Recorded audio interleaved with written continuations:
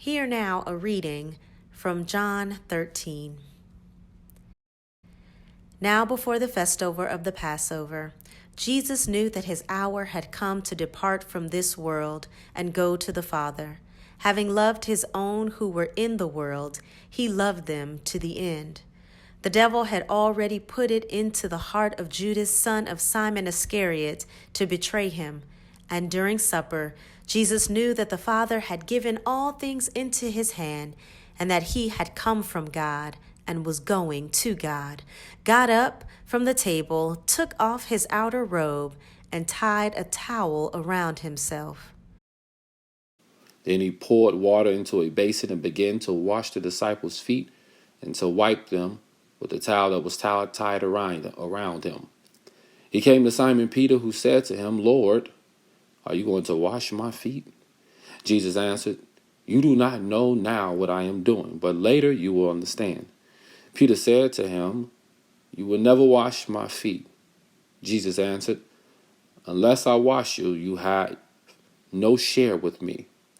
Simon Peter said to him, "Lord, not my feet only, but also my hands and my head." Jesus said to him, "One who has bathed does not need to wash except for the feet, but is entirely clean. And you are clean, though not all of you." For he knew who was to betray him. For this reason he said, "Not all of you are clean."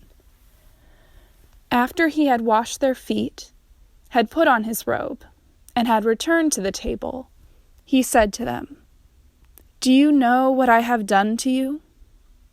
You call me teacher and Lord, and you are right, for that is what I am.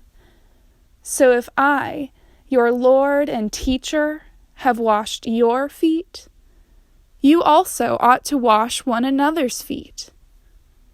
For I have set you an example, that you also should do as I have done to you. Very truly I tell you, servants are not greater than their master, nor are messengers greater than the one who sent them. If you know these things, you are blessed if you do them." Now the Son of Man has been glorified, and God has been glorified in him. If God has been glorified in him, God will also glorify him in himself, and will glorify him at once. Little children, I am with you only a little longer. You will look for me, and as I said to the Jews, so now I say to you, where I am going, you cannot come. I give you a new commandment, that you love one another. Just as I have loved you, you also should love one another. By this, everyone will know that you are my disciples, if you have love for one another. Not all farewells are the same. A cousin of mine would always break into tears when we said our goodbyes at the front door. Farewells can be taken for granted, a kind of casual, "Goodbye, see ya," or they can be filled with so much meaning. The poet Rilke says in one of his elegies, "Who has turned us around like this, that we are like always in the posture of saying farewell?" So once again, we come to these 3 days and to this day, this Maundy, Thursday. These 3 days, the dramatic event told in John's Gospel that Jesus says his farewell to us. And we do this. We remember by taking water and a towel and bread and wine, and we remember what he did for us and with us. And yet we don't know, do we? We don't know what he's saying to us when he's trying in these 4 chapters of John to say, "I'm leaving you farewell, but I leave you with a commandment and these gestures." So it is, I think, that the disciples then didn't fully understand. How could they understand the depth of this farewell? Like us, I'm not sure we really understand completely what Jesus was leaving us then, even though we know the story and its ending. But here's the thing. Jesus knows his disciples don't fully comprehend, and so he says, you will remember what I have done for you, and you will remember what I've said to you. And so this is what we are given, a new commandment and a new way of living in this Maundy Thursday. These 3 days, we call them the Triduum.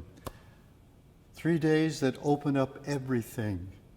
3 days that it takes us a lifetime of faithful service to even begin to comprehend, just as the disciples of old. Vulnerably sharing in this precious life we have. And may I say now more than ever in a time of pestilence and unknowing, we need to be with him there with the towel and the basin and the bread and the wine and the loving, even though we may not touch. He touches us. Some of you will remember those final scenes in that wonderful film, and of course the novel before it, Babette's Feast. And I can't help but thinking about the scene where the old wise general, now battle-scarred and lost love, stands in the unexpected banquet with those humble people, and he tells them who are gathered about the table, all that was lost has been restored to us in this feast. He speaks what that feast among the ordinary people there makes clear, that true grace on that occasion is to receive all that he had given, all that had been given to them, all that had happened, the good and the bad, the gossip, the cheating, the unfaithfulness, all now restored in the goodness of that feast. The tarnished hopes and the lifetimes in need of forgiveness and reconciliation. And finally, they began to understand, one person at a time, and finally the whole banquet community, what had been given to them all the while, and they missed it. That old general's farewell is kind of a metaphor, an image for me of what Jesus does for us and will do. Friends, for this 3 days, for all that we know, for all that we live through, this is all the theology I know. It's all the theology I know. What he said and did then, he says and does now, and will not cease, will not desist, will not stop saying and doing these things until the kingdom of God comes in its fullness.